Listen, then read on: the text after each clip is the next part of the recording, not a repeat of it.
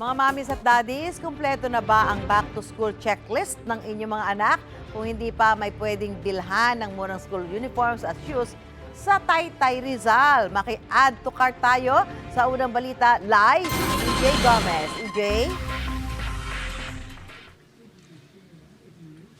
Susan, sa mga nais ngang makamura sa pamimili ng mga uniforme at mga sapatos, ngayong papalapit na ang balik eskwela, pwedeng dumayo rito sa Taytay Rizal. Sa mga tiyangge rito, tiyak na makakatipid lalo na kung maramihan o bultuhan ang bibilhin. Alas 4 ng madaling araw, bukas na ang tindahan ng mga uniform ni Jinky sa Taytay Rizal. Maraming pagpipilian, may pambabae, panlalaki na iba-ibang size. Dito sa Taytay Tiangge, ang pinakamaliit o yung pinakamurang blouse o polo ay mabibili lang sa 75 pesos kapag wholesale o yung animan o isang dosena.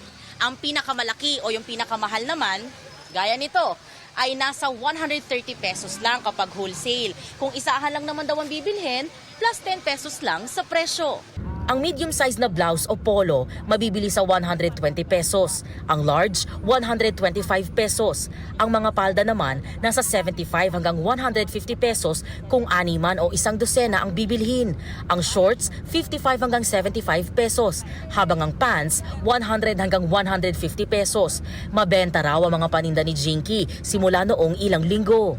Medyo malakas kami ngayon wholesale kasi wholesale talaga kami itong lugar na to eh. Nagbibigay naman kami talaga ng discount. Dito talaga, mga nagtitinda rito, may sarili silang mga tahian, gawaan, kaya talaga makakamura ka pag dito ka sa Taytay Tiangge bumili.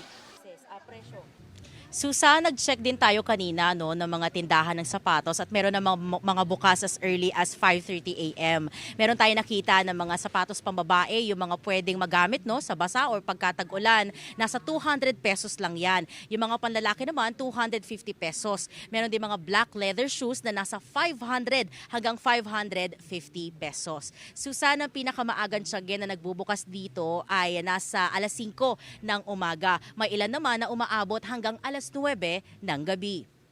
At yan, ang unang balita mula rito sa Taytay Rizal. EJ Gomez para sa GMA Integrated News. Gusto mo bang mauna sa mga balita? Mag-subscribe na sa GMA Integrated News sa YouTube at tumutok sa unang balita.